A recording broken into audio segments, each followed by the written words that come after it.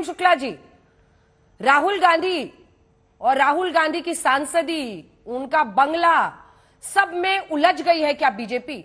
ये कहना है मल्लिकार्जुन खड़गे का कि ये सब कुछ इसलिए किया जा रहा है क्योंकि आप राहुल गांधी को ह्यूमिलिएट करना चाहते हैं, आप उनको नीचा दिखाना चाहते हैं, इसीलिए कोई भी कदम से पीछे नहीं हट रही बीजेपी। क्या ये सच है? जी, ये कांग्रेस का अहंकार है जो सिर चढ़कर बोल रहा है। राहुल गांधी की लोकसभा की सदस्यता अदालत के आदेश पर गई है।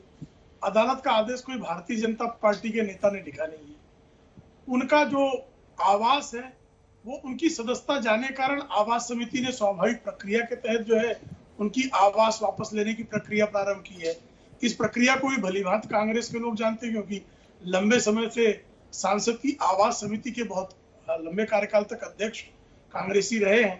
तो अनावश्यक जो है मामले को तूल देने का प्रयास कांग्रेस की तरफ से हो रहा है।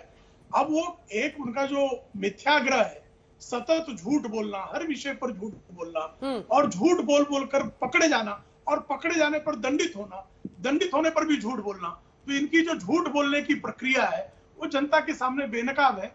लोग भली भांति जान रहे हैं कि मल्लिकार्जुन खड़गे एक और झूठ बोल रहे हैं।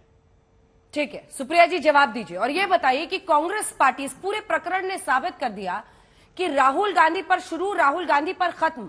आपकी पार्टी की अब बस एक ही चिंता दिख रही है कि राहुल गांधी को कैसे प्रोटेक्ट किया जाए इस ऑनस्लॉट से।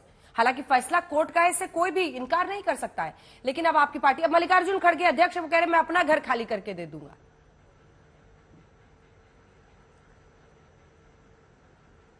इसमें आपको क्या आपत्ति है? प्रश्न पूछ रही हूं, प्रश्न पूछ रही हूं। अगर वो अध्यक्ष हैं और राहुल गांधी जी यहाँ के नेता हैं तो इसमें क्या? अच्छा, मुझे लगा आप आपत्ति जता रही हैं। नहीं, आपत्ति नहीं जता रही। ऐसा है अंजना जी, एक सिंपल सी बात है, एक सिंपल सी बात है, और उस सिंपल सी बात के लिए दो शब्द है, रिवर्स इंजीनियरिंग।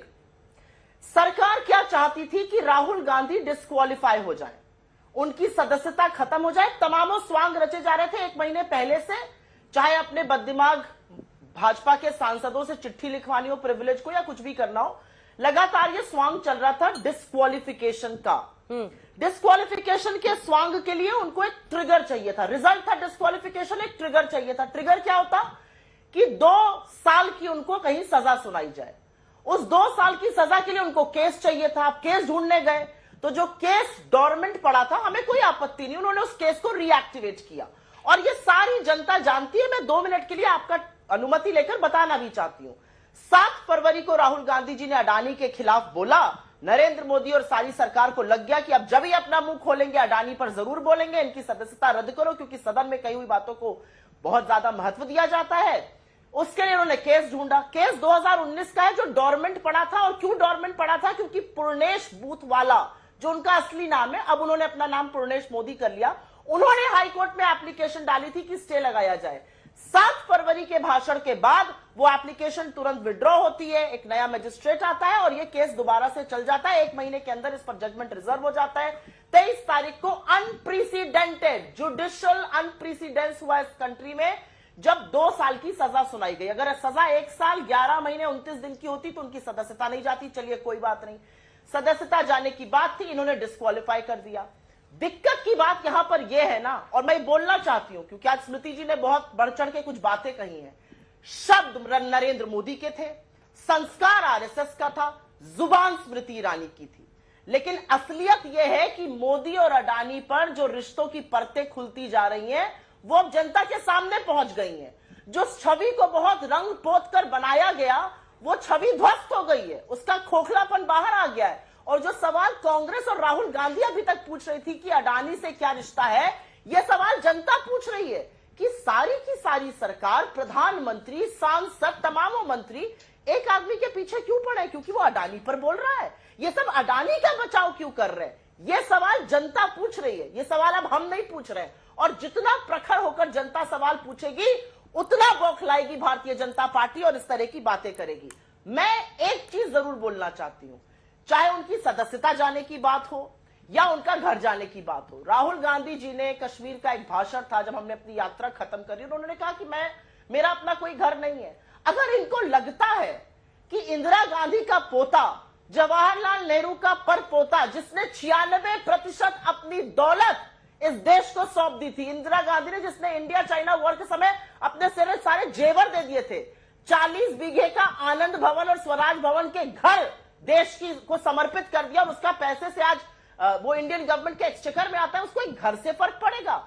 जो सदन में आपकी कलई खोल रहे थे, वो कलई अब आपकी सड़कों पर खुल रही है, और सारा देश अब पूछ रहा है ये रिश्ता क्या है। एक अडानी को बचाने के लिए सारी सरकार क्यों उतारू है, क्यों आमादा है, ऐसी कौन सी बेचैनी है? क्या सवाल कांग्रेस पार्टी, पूछ रहा है। हाँ, इस कांग्रेस पार्टी में 30 दिन की मोहलत कोर्ट ने दी थी, क्या कांग्रेस पार्टी ने अभी तक इसके खिलाफ याचिका दायर की है 2 साल की सजा के खिलाफ? यह आपने अच्छा सवाल पूछा, और यह सवाल सबसे पहले भाजपा के चीफ स्पोक्स पर्सन ने प्रेस कॉन्फ्रेंस में पूछा था, और वहीं से यह बात शुरू हुई। अब लीगली हम क्या करेंगे और क्या नहीं करेंगे, यह स्ट्रेटेजिक और रणनीतिक निर्णय होता है। वो निर्णय तो कांग्रेस पार्टी ही लेगी, हमारे ही वकील लेंगे, राहुल गांधी जी के ही वकील लेंगे, पहली बात। दूसरी बात, भाजपा की मुफ्त की सलाह और उनकी चर्चा, उनकी चिंता से मैं बहुत अभिभूत हूं, लेकिन थोड़ी चिंता अडानी के खिलाफ लगे आक्षेपों, जांच की मांग और जेपीसी की मांग पर जाया करिए। हमें मुफ्त की सलाह भारतीय जनता पार्टी की नहीं चाहिए। जो निर्णय लेना होगा वो हम खुद समय चलते न्याय संगत निर्णय ले लेंगे। अडानी पर पूछ रही हूं, जवाब दो, अडानी पर चुप्पी तोड़ो, अडानी पर आपके बखिया खुल चुकी है। ठीक है, ये आप सियासी लड़ाई है, आप उनसे लड़िएगा। मैं आपसे फिर से पूछ रही हूं, और ये मैं किसी दूसरे की वजह से नहीं पूछ रही हूं, मैं पूछ रही हूं क्योंकि 2 साल की सजा कोर्ट से हुई है, 30 दिन की मोहलत दी गई है। पवन खेड़ा में 1 घंटे के अंदर आप लोगों ने कोर्ट मूव किया था, राहुल गांधी में नहीं कर रहे हैं, इसकी वजह क्या है? मैं आपको बताती हूं अंजना जी, और आपको मैं सम्मान देती हूं, लेकिन जो आपने भी बात कही, आपको, मुझे लगता है कि आपको लॉ की इन दोनों बातों में समझ थोड़ी सी कम दिखी मुझे। और इसलिए कम दिखी क्योंकि पवन खेड़ा का लाइफ एंड लिबर्टी का मामला था। उनको असम पुलिस एक प्लेन से उतारकर उसी समय गुवाहाटी ले जा रही थी। हमने देखा था उन्होंने जिग्नेश मेवानी के साथ क्या किया था, और जिग्नेश मेवानी जो एक एमएलए था उसको क्या क्या झेलना पड़ा था। उनकी लाइफ एंड लिबर्टी का मामला था। अदालत में हम गए और वो मामला पर उनको राहत मिली। राहुल गांधी जी का मामला डिस्क्वालिफिकेशन का है। राहुल गांधी जी का मामला एक कन्विक्शन का है, जो उनको 2019 के एक सवाल पर गलत, और इसमें बहुत सारी चीजें लूप होल है, गलत दी गई। इसका निवारण सुप्रीम कोर्ट नहीं कर सकता। इसका निवारण जिस अदालत में होगा हम जाएंगे। थोड़ा धैर्य रखिए, हमारा रणनीतिक डिसीजन है, ये लीगल टीम का डिसीजन है। जब वो लेंगे तो हमें भी बताएंगे, आपको भी हम लोग अवगत कराएंगे। लेकिन दोनों केसेस को कंपेयर करना लीगली थोड़ा गलत रहेगा, कंप्लीटली डिफरेंट केसेस।